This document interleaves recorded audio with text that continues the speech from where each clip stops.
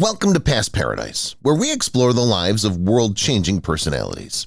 Today, we explore Marie Osmond's interesting and tragic life. Marie Osmond, a popular performer and mother of 8, recently revealed her choice not to include her children in her will at 64, raising discussions about legacy and parenting. Marie gently weathered fame's ups and downs, sharing how it changed her view on life and family. We follow a lady who's won hearts worldwide, from her early days in the limelight with the Osmond family to her accomplishments and personal problems. Join us as we explore Marie Osmond's world, revealing her extraordinary endurance, lasting spirit, and headline-making choices. Early action. Among the Osmond siblings, Alan, Wayne, Merrill, and Jay were the first to succeed in the music business. They went under the moniker Osmond Brothers and performed as a barbershop quartet. Verl had hearing loss, while Tom was severely deaf. At first, Donny, Marie, and Jimmy were too young. Marie made her stage debut at age 4 with the family ensemble on the Andy Williams Show during the early 1960s.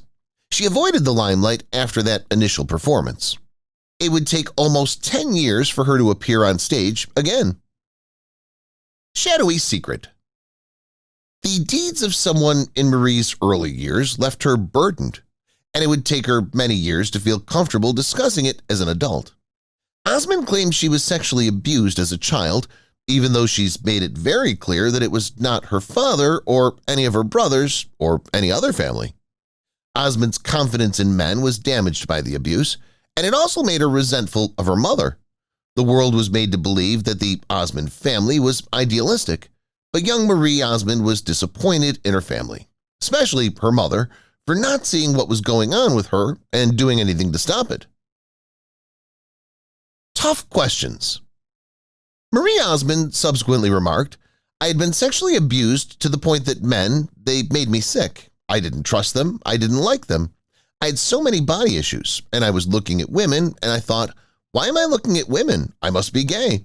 Osmond made these comments much later when she was 60 years old in response to a controversial speech by Miley Cyrus. "There are good men out there, guys, don't give up." Cyrus later clarified that she understood sexuality was not something you choose, but Osmond was still triggered by the comments after struggling with her own in the aftermath of her childhood ordeal. "You don't have to be gay. There are good people with penises out there. You just have to find them," Miley said. Star of the country. As they were now known, the Osmonds had chosen a pop-rock sound for their music, but Marie wanted to try a different style. Although it was a risk, Marie Osmond started her career with a country song, Paper Roses, released in 1973, and went straight to the top of the Billboard Hot Country Songs chart. It also reached the top 5 on the Billboard Hot 100, number 2 on the UK singles chart, and success in Australia and Canada. The following album, also named Paper Roses, replicated the success, debuting at number 1 in the US country charts and number 2 in the UK. Donny and Marie. Now that Marie Osmond was a successful solo artist, an opportunity presented itself that neither she nor her family could pass up. Among her brothers, Donny Osmond had emerged as the fandom's biggest heartthrob, and it seemed irresistible to put the teenage sister and brother on stage together and capitalize on their combined appeal. In 1974, Donny and Marie recorded and released 2 duets, I'm Leaving It Up to You and Morning Side of the Mountain. Both duets and the album they accompanied, I'm Leaving It All Up to You, were hits. By 1975, the 2 up-and-coming stars had their variety television show, Donny and Marie. Occupational harassment. When the first Donny and Marie episode aired, Marie Osmond was only 16 years old, but that didn't stop older men from making her days on set extremely unpleasant. She later recalled how many guest stars mistreated her, calling comedian Groucho Marx one particularly memorable example of being a dirty old man after he pinched her. As if that wasn't bad enough, she also had to put up with producers telling her she needed to lose weight, calling her obese, and calling her disgusting and a disgrace, despite being only a teenager. Marie and Donny won't ever get back together. In an interview, Donny said, It was always assumed that Marie and I would get back together. However, he emphasized that the siblings will never work together again. We had such a good relationship on stage, but that entire period is gone, so I miss working with her, Osmond said. It's over. It's finished. Rest assured, the breakup is entirely business-related. Donny posted on social media in November 2020, "I'll never forget that moment. Thank you, sis. I love you. Words cannot express how great it was to see my sweet sister at my show on Saturday night at Harrah's Las Vegas. Someone yelled, 'Sing I'm a little bit country, I'm a little bit rock and roll.' We sang our theme song again. The crowd went wild." The children of Marie will not receive an inheritance. Since money breathes laziness and entitlement, Marie wants her 7 children to accumulate their own fortune. She said she did not intend to leave her kids with any inheritance. Honestly, why would you enable your child not to try to be something? I don't know anybody who becomes anything if they're just handed money, Osmond said. She says, "To me, the greatest gift you can give your child is a passion to search out who they are inside and to work. I've done so many things, from designing dolls and much more. I love trying and I want to try everything. I'm a finisher." Benevolent spirit.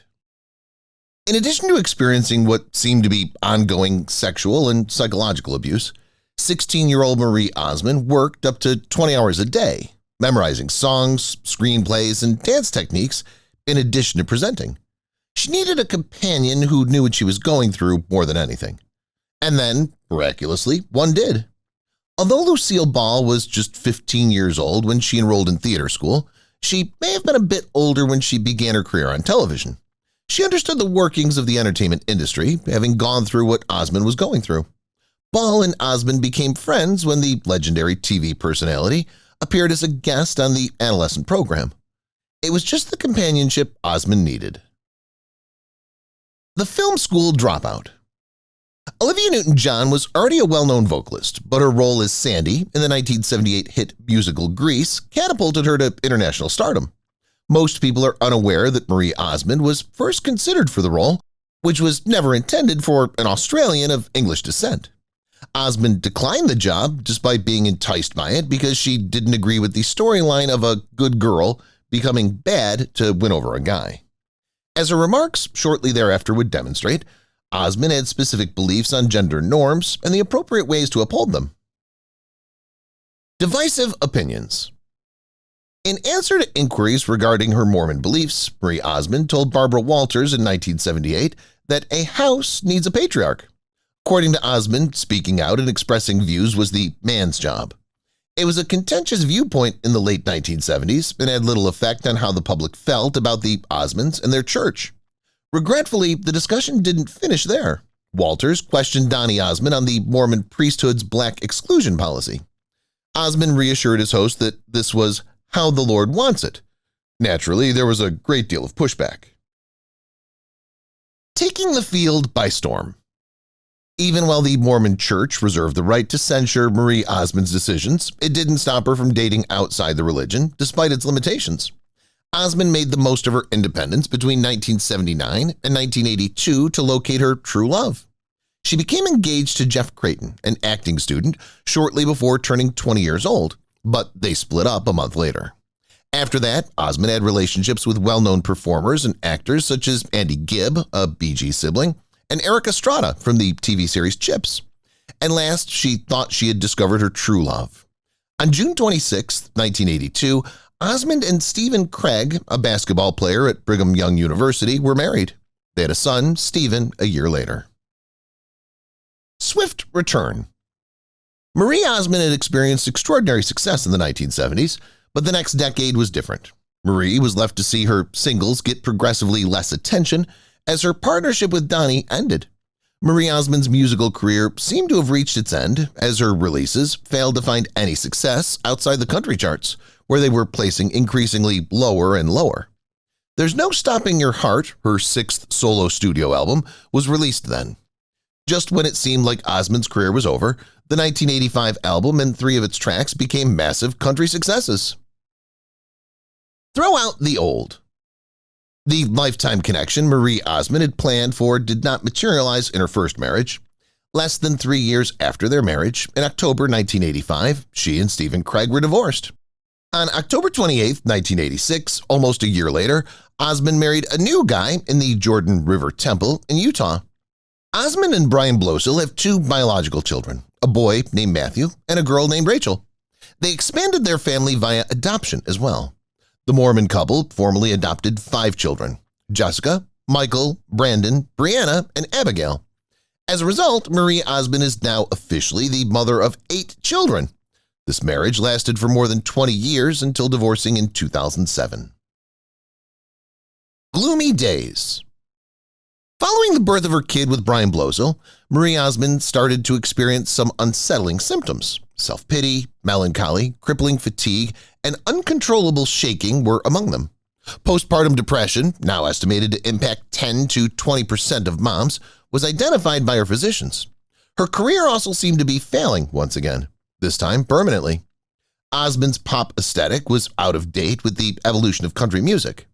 Osmond seemed out of the music industry by the time the 1990s rolled around. Once more, Donny and Marie. In an attempt to find a solution that worked for her, Marie Osmond and her brother reconciled and revived their Donny and Marie program in 1998. The lone Osmond daughter had another setback when things didn't work out the second time. Marie discovered that her brother treated the production like a tyrant, yelling down the odds and ignoring his sister's suggestions. This may have always been the case. Now that she was older and wiser, Marie could no longer handle this, and arguments between the siblings turned into major confrontations. Marie had become a diva, requesting bigger changing rooms or altered lighting to seem better on TV. The Osmonds need not have worried. The show was a disaster, even before they recruited a director to keep things on course. From bad to worse. Marie Osmond took to the radio when the Donny revived program failed to take off. In an attempt to gain some momentum with the adult contemporary radio audience that had first backed her career, Osmond started hosting Marie and Friends in 2004. Less than a year later, the program was discontinued due to failure. Then, Osmond was unexpectedly admitted to the hospital in August 2006. The media made snap judgments without providing a clear explanation or cause. Quickly spreading rumors of a suicide attempt compelled Osmond's public relations staff to issue a statement claiming she had experienced a negative response to medicine. Diet for dancing. Although Marie Osmond rightfully retaliated at her young producers for teasing her about her weight, she embarked on a weight loss quest in 2007. It's said that Osmond shed about 50 pounds during her competition of Season 5 of Dancing with the Stars.